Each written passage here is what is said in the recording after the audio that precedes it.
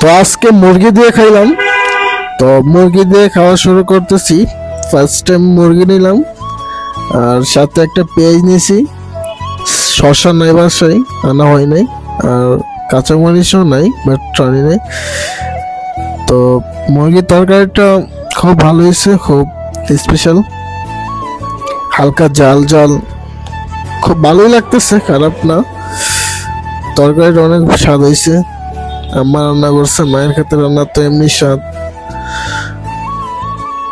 আর মুরগিটা হচ্ছে দেশি মুরগি। দেশি মুরগি তো হালকা হালকা ঝোল রান্না করলে একটু মজাই আলাদা। কার কার ভালো লাগে মুরগি খাইতে।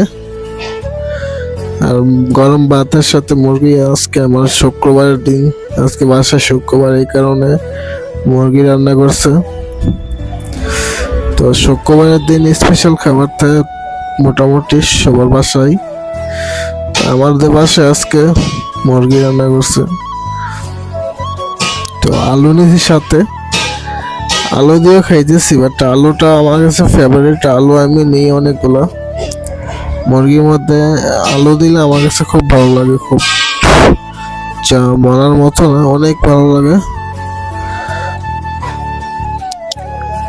তো আজকে মুরগি দিয়ে খাওয়া শেষ করে লাইছি, পেট ভরে গেছে অনেক, আর খাবো না।